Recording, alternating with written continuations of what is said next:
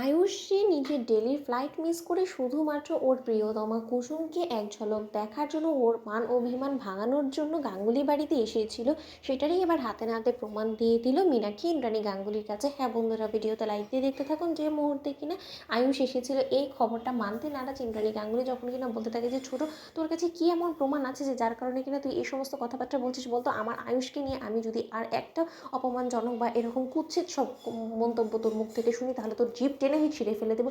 তোর লজ্জা হয় না তাই না? তোর চেহারায় কালি পুঁতে দিল কুসুম, তার শর্ত তোর লজ্জা হয় না? ঠিক সেই মুহূর্তে মীনাক্ষী যখন কিনা বলতে থাকে যে এর জন্যই তো রীতিমতো রাগে ক্ষোভে ফুসে ওঠে, আমি শুধু একটা সুযোগের অপেক্ষায় ছিলাম দিদি তোমার চোখ খোলানোর জন্য, যে এই মীনাক্ষী যে সমস্ত কথাবার্তা বলে সেটা কোনো মতেই ভুল না, এবং সেটার আজকে হাতে নাতে প্রমাণ আমি দেবো। এখন আর আমি কোনো মতে কাঁচা কাজ করি না দিদি।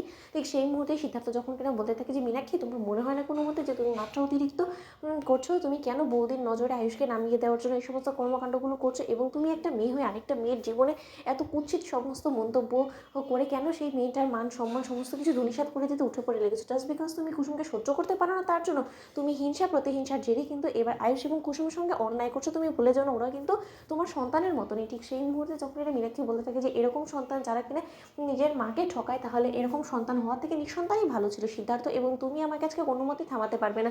যদি তুমি প্রমাণ চাও তো যে আমি যে সমস্ত কথাবার্তাগুলো বলছি সেটা সম্পূর্ণরূপে সত্য কিনা, তাহলে আমি আজই তোমাকে হাতে নাতে প্রমাণ দেবো। ঠিক সেই মুহূর্তে যখন কিনা ইন্দ্রাণী গাঙ্গুলি বলতে থাকে যে কী প্রমাণ আছে তোর কাছে বল। ঠিক সেই মুহূর্তে মীনাক্ষী বলতে থাকে যে দিদি আমি সমস্ত কিছু ভিডিও করে রেখেছি, যে আয়ুষ যে কুসুমের ঘরে ঢুকেছিল এবং বেশ কতক্ষণ কুসুমের সঙ্গে সুখ দুঃখের আলাপ করে সে যে রীতিমতো চোরের মতন এখান থেকে পালিয়েছে, এবং আমাদের সিকিউরিটি গার্ডের চোখে ধুলো দিয়ে কুসুম আয়ুষকে বের করতে সহযোগিতা করেছে, সেই সমস্ত দৃশ্য এবার আমি তোমাকে দেখাবো, এবং তার পরবর্তীতে আমি নিশ্চিত যে তোমার চোখ খুলে যাবে, এবং তোমার আদরে নয়নের মণি আয়ুষ যে তোমাকে রীতিমতো প্রতিনিয়ত ঠকিয়ে যাচ্ছে, এবং ও যে রীতিমতো এই কাজে মেয়ের প্রেমে হাবুডুবু খাচ্ছে, সেই সমস্ত কিছু প্রমাণ হয়ে যাবে। ঠিক সেই মুহূর্তে যখন কিনা এই সমস্ত কথাবার্তা কুসুমের কান অবধি পৌঁছে, এবং কুসুম যখন কিনা ঘাবড়ে যায়, এবং তৎক্ষণে গিয়ে কুসুম যখন কিনা আয়ুষকে ফোন করে ফেলে এবং বলতে থাকে যে ছোটো সাহেব আপনি যেখানেই থাকুন না কেন, আমি শুধু আপনাকে এতটুকু বলে সতর্ক করে দিচ্ছি যে আপনার কাছে যে কোনো সময় দেবীমা ফোন করতে পারে, এবং আপনার কাছ থেকে জানতে চাইতে পারে যে আপনি এই মুহূর্তে কোথায় আছেন। আপনি ভুল করেও কিন্তু বলে বসেন না যে আপনি এখন কলকাতাতেই আছেন, আপনি বলবেন যে আপনি দিল্লিতে আছেন, কারণ ওদিকে ছোটো ম্যাডাম কুরুক্ষেত্রম বাঁচিয়ে দিয়েছে, এবং সে এখন বলে চলেছে যে না,